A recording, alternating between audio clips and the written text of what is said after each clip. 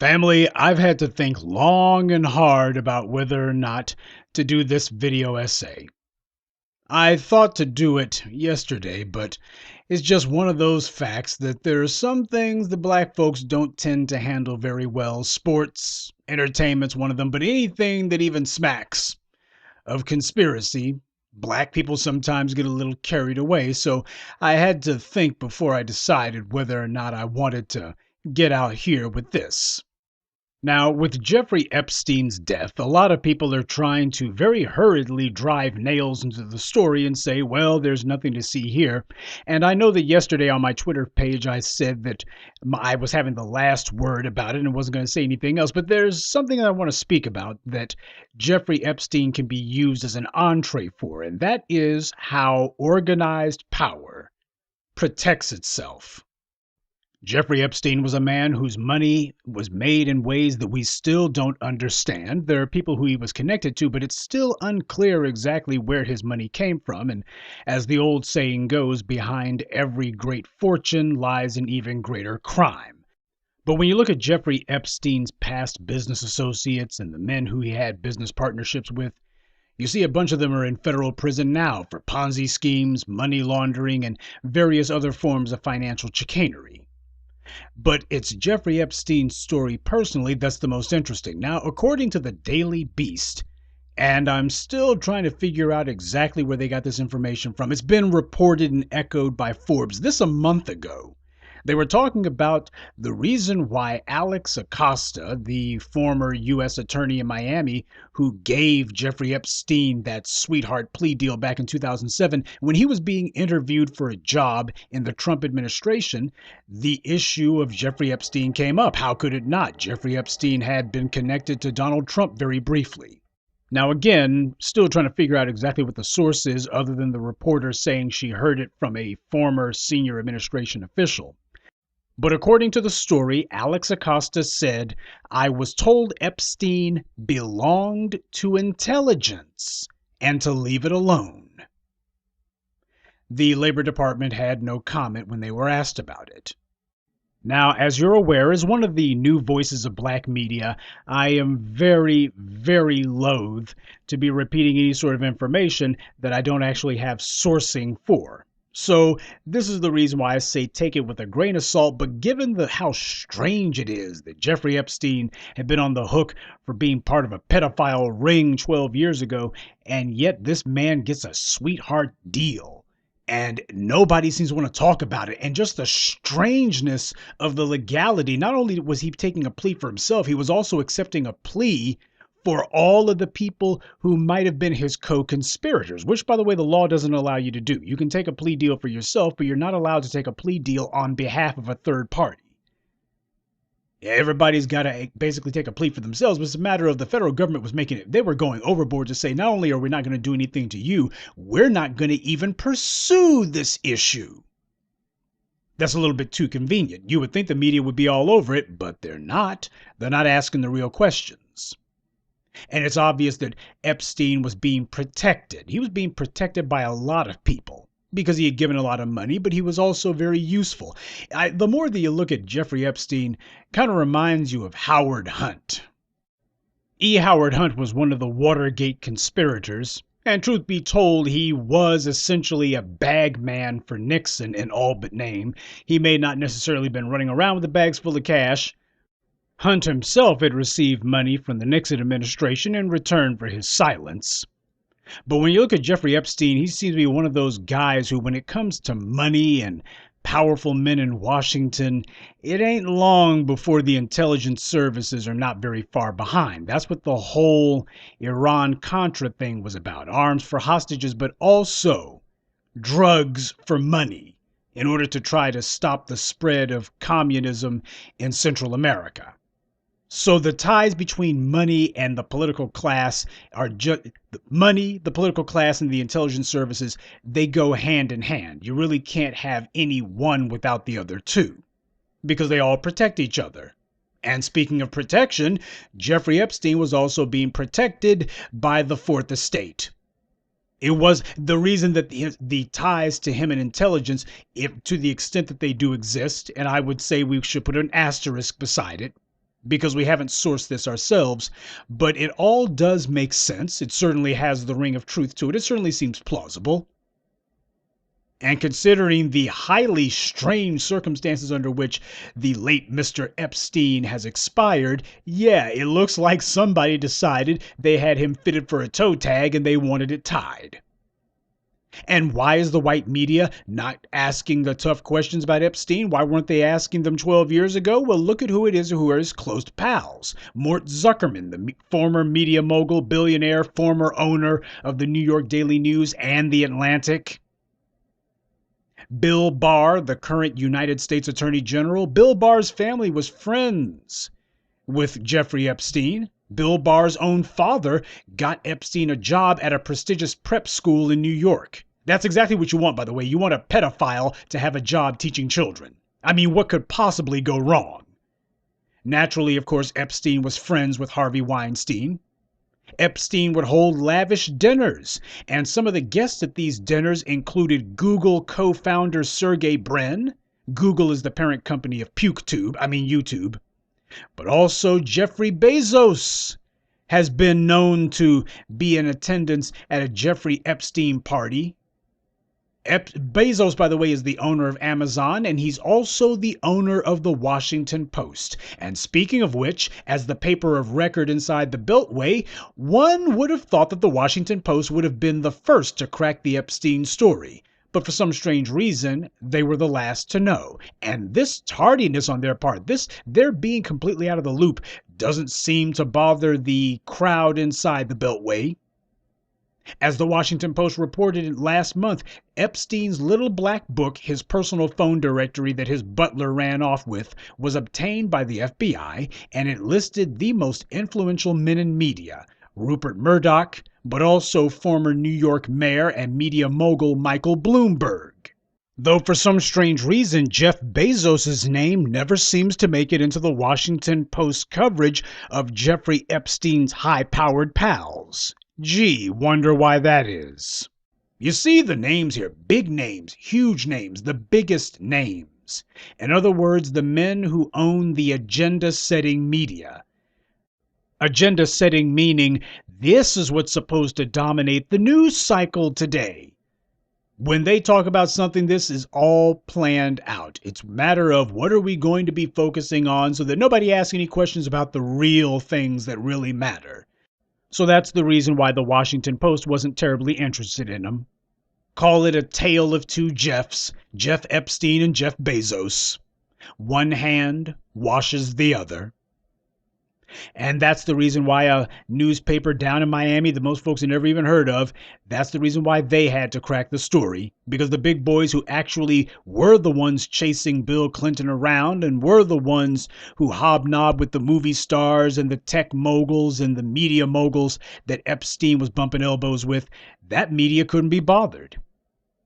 This is how dangerous it is when you don't have a media that operates in your interest. This is how dangerous it is, family.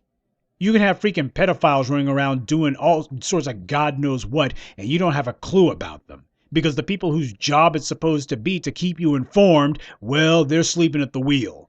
Forget about sleeping at the wheel. These guys have made up their minds they're going to protect the pedophiles and the predators. See, Shea Butter Twitter's not terribly interested in Jeff Epstein either. There's another group who ain't terribly interested in him. Because Shea Butter Twitter is nothing more than sock puppets for white supremacy. Their job is to help white supremacy keep all the attention on R. Kelly, on Bill Cosby, on Anthony Anderson. Keep it on black men. That way you never talk about Jeff Epstein. By the way, you notice how the clowns in the Shea Butter Twitter brigade, those morons never bothered to ask how many black girls did Jeff Epstein recruit for his child sex ring? How many black girls wound up finding themselves on Pedophile Island, finding themselves on the Lolita Express? How many of them wound up on Orgy Island having to service Jeffrey Epstein and his powerful friends? You notice how the Shea Butter clowns, the black feminists, have no interest in that whatsoever? None of them have asked how many black girls. You know damn well down there in Miami, which is part of the deep South. Everybody thinks of Florida as East Coast like it's not part of the South. It's part of the South, okay? You know damn well that there had to be at least a few black girls that Jeffrey Epstein and his pedophile pals got their clutches on. I'm interested in that. That's something I want to know about. What a shame the black feminists could give less than a damn. But they will be concerned about R. Kelly. That they will be concerned about. Because R. Kelly is the right color. And they know the white media, who they desperately want to pat on their head from, they're concerned about that too. Yeah, white supremacy relies on a lot of people to help protect the Jeff Epsteins. The intelligence services, allegedly. The white media, definitely. And their bootlicks within the black community, such as these black feminists, definitely.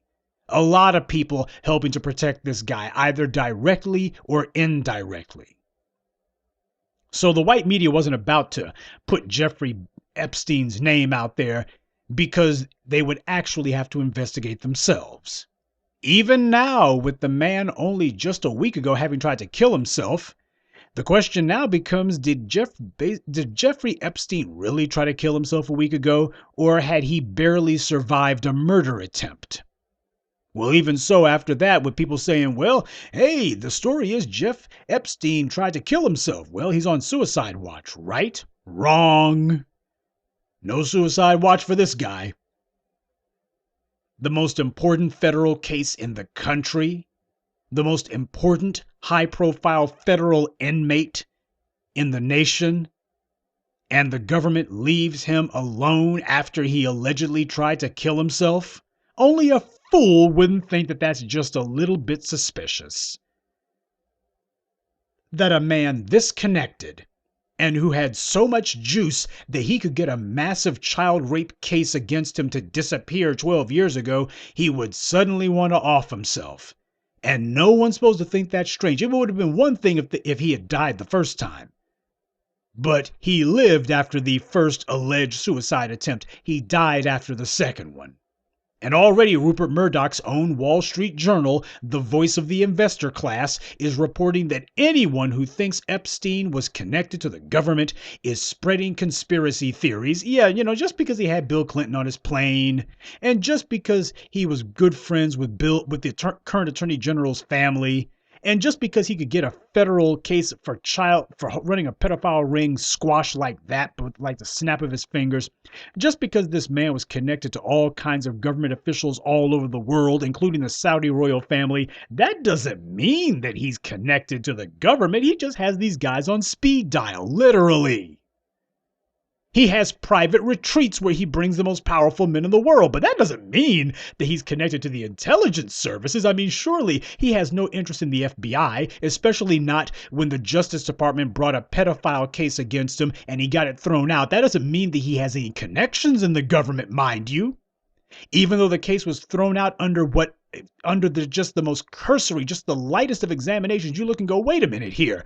Some of this stuff has never happened in the history of jurisprudence in the U.S., but it happened for him. But that doesn't mean anything. This is what Rupert Murdoch's rag is saying. They even took out some time to lament the fact that all of these conspiracy theories will make it just that much harder for people to accept the official version when the facts all come to light. Now, ain't this the same Wall Street Journal who's always saying that the government can't do anything right and private industry can do it better? Yeah, but when it comes to the death of this former tool of white supremacy, all of a sudden, we really ought to believe what the government tells us. The government wouldn't lie to us, and we don't need people out here trying to figure things out for themselves. You just need to believe what the government tells you. Yeah, that's because government is the shadow cast by business, and the Wall Street Journal happens to be the mouthpiece of business in America. This is how the Wall Street Journal is reporting on Jeffrey Epstein. That if you ask whether or not this man had connections with the government beyond merely hanging out with his fellow horn dogs, that apparently you're spreading conspiracy theories. Oh, and by the way, the Wall Street Journal also made it a point to point out that Twitter and Facebook and Google, they would be cracking down on people who would be spreading such irresponsible claims. Yeah, I'll bet they would. I'll bet that Google would love to shut up anyone talking about that. What's this conspiracy theory stuff? It ain't a theory if it's got something to substantiate it. But this is what power does. First, what power tries to do is they try to insulate those who have been beneficial to it. But there's a devil's bargain that you got to make with white supremacy. White supremacy has never had a tool that it has not eventually broken in the end. Either out of preference, that the tool be destroyed so it can't be used against them in the future, or, as it would seem in the case of Jeffrey Epstein, out of necessity. Because that's how these things work. In the beginning, when it seemed that when nobody knew who Jeffrey Epstein was, and it would be easy to get a case against him and go away, because, I mean, who the hell cared, right? Well, white power looked and said, hey, we're going to protect ourselves by getting this case off of Jeffrey Epstein's back. But when the case just inconveniently reared its head, white power started looking at Jeffrey Epstein and going, you know what? Under the circumstances, old Jeffrey might be a lot more valuable to us dead than alive. And the white media is already trying to give itself permission to say, okay, nothing to see here. Sorry, the whole Jeffrey Epstein matter died with him.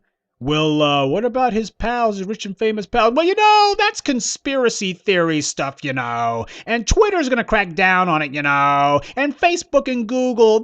This conspiracy stuff has got to stop, Yeah, I guess they figured they couldn't say Russian bots this time around. They couldn't say Russian bots. So instead, it's conspiracy theory. This is what happens when white power sees that it's losing its grip on power. When there's just too many people who are actually asking the tough questions, and you don't need ABC, NBC, and the Washington Post to actually do the job of journalism. What happens is other people start doing it. But the thing is, we don't want a situation where we are dependent on any white media outlet, no matter how occasionally useful they may seem. We want to be the ones who are in complete and thorough control of the information that we get. This is the reason why black media, we're going to have to make sure that we start having people who can tell us things. That's going to be the next step, by the way. Having people who talk to us. Hey, if WikiLeaks can do it, if some of these other chumps can do it, we can do it too. It won't be easy. It won't be quick, but this has to be on the agenda. Because the problem happens to be that while we got the white supremacists who own the white media and their meat puppets, massive, big, fat, sloppy, obese meat puppets like the Shea Butter crowd, these clowns, they're going to be running interference for the Jeffrey Epsteins, and they're going to be trying to make some high-profile prosecutions of black people in the meanwhile to serve as a distraction from these guys. They get to kill two birds with one stone, protect a useful tool for white supremacy, and turn up and ratchet up the attacks on black people in the process. Yeah, they know exactly how to run a multi-pronged protection racket. Well, we don't have to play along with it. Understand how white power actually operates. Understand when you're talking about things that white power wants you to stop talking about. They're not even being subtle about this. Jeffrey Epstein, however, is merely the tip of a very large, very ugly iceberg. We're getting a glimpse into how it is that power operates. In his book, Blind Ambition, John Dean, who was the White House counsel for Richard Nixon during his second administration, John Dean talked about how after the Watergate break-in, Richard Nixon was trying to figure out how to make the Justice Department probe go away, how to get the special prosecutor in the Justice Department to back off. And what Nixon did was he contacted Richard Helms, who was the director of the CIA. And he made it very clear, hey, Ricky, I need you to do me a favor. As CIA director, could you please just tell the Justice Department that they really ought to let this Watergate thing go? You don't have to say why. You don't have to go into details. In fact, it's best that you don't. Just if you would be so kind as to call the Justice Department up and let them know, let the FBI know that they really might want to stop asking questions about Watergate. They really don't want to be quite so interested in it.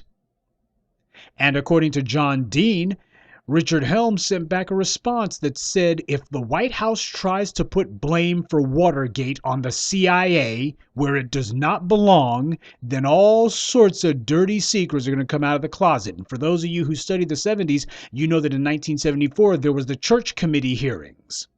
And the CIA's dirty laundry got aired in front of the world. And that was a couple of years after Nixon was run out of office. Rather, about the time he was being run out of office. But that's what the CIA director said. And John Dean, this is well documented, by the way. The Nixon administration was trying to figure out how to induce the CIA to get the FBI off of Nixon's back. How do I make this federal investigation by the FBI go away? How do I make this federal investigation go away? How do I make the Justice Department get off my back?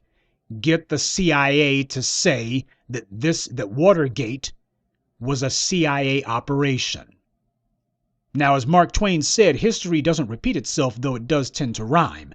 And when I see that Alex Acosta allegedly said that Jeffrey Epstein belonged to intelligence, well, that kind of has shades of the whole Watergate Richard Helms affair, now doesn't it? Yet white power understands the necessity of being able to call off the dogs when they need to. And we got to wonder, how many times has this exact scenario been carried out? See, we know about what Richard Nixon tried to do in order to get Archibald Cox off of his back. We know what Alex Acosta did in order to call the dogs off of Jeffrey Epstein.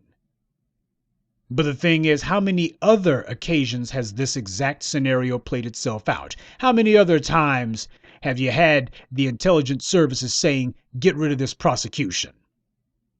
In his book, Dark Alliance, Gary Webb talks about Norman Meneses, the Nicaraguan drug kingpin who was responsible for God knows how many tons of cocaine coming into the U.S., how this guy was a DEA informant, and that there had been a grand jury indictment of the man, but of course he was never arrested. Meneses was arrested by the Nicaraguans in 1991, and he was sentenced to 25 years for drug trafficking, and he was released from prison only 6 years later. Well, the big problem, of course, wasn't what the Nicaraguans had against him. It's the fact that the U.S. had been going after him for a while. There had been DEA agents who were trying to make a case on the guy, but for some damn reason, when it came time for them to actually close escrow on those investigations, for some strange reason, there always seemed to be something that came up from higher up that made it where they just couldn't actually go after the guy. And the DEA had been after Norman Meneses since the early 80s. He was no secret to them. But to hear the feds tell the story, apparently, well, it was just some bureaucratic miscommunication. Yeah, I'm sure. This is how dangerous it is when you've got official power pulling the strings. I sincerely hope that the earlier video essay that I posted about fear of a black media is a little bit more clear. There's the rules that they tell you have to live by, and then there's just white fiat for white supremacy and its selected tools. If we're going to overthrow white supremacy, and we are, we need to understand what we're up against. We need to understand both sides of the coin, because this was not about protecting Jeffrey Epstein. Making that whole pedophile ring case go away 12 years ago, that wasn't because they were trying to do Jeffrey Epstein any favors. It was a matter of that was considered to be the most expedient and quietest way to make a problem go away. Kill the guy? Why bother? Nobody even knows about the investigation. Who cares at this point? But when the case didn't go away, and when their solution caused more problems than it solved, then it became a matter of, look, we're going to make it real flashy. Look, Jeffrey Epstein, we're going to do something about him. Whoops, he's dead. Well, that's the end of that. And you better believe these white media organizations who are saying, knock it off with the conspiracy theories, that's going to become the new news cycle.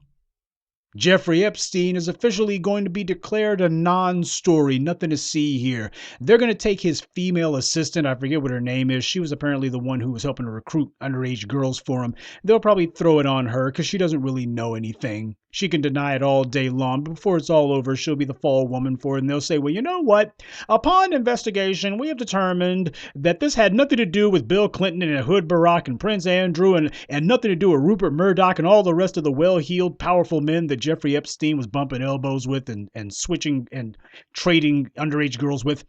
Instead, it was just Jeffrey Epstein and his perverted assistant. This is just a billionaire who was using his position, and everybody else was innocent as the wind-driven snow, and they didn't know anything and didn't do anything and didn't touch any of those girls, and you better not be insinuating that they did. And don't ask anything about the intelligence services, because Jeffrey Epstein had nothing to do with them. And don't ask why the case went away 12 years ago under the most mysterious and strangest of circumstances. Or how it is that this man allegedly tried to commit suicide a couple of weeks back, and then nobody stopped him from doing it a second time.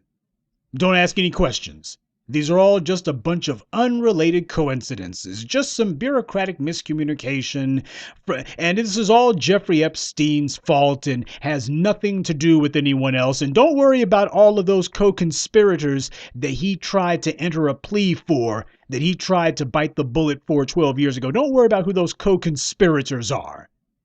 There was just his assistant. That's the co-conspirator. Yeah, we're going to go ahead and bury the whole Jeffrey Epstein affair with Jeffrey Epstein. And this time it ain't going to be a question of whether or not there was some U.S. attorney who botched the cover-up. This one doesn't have to die a natural death any more than Jeffrey Epstein did.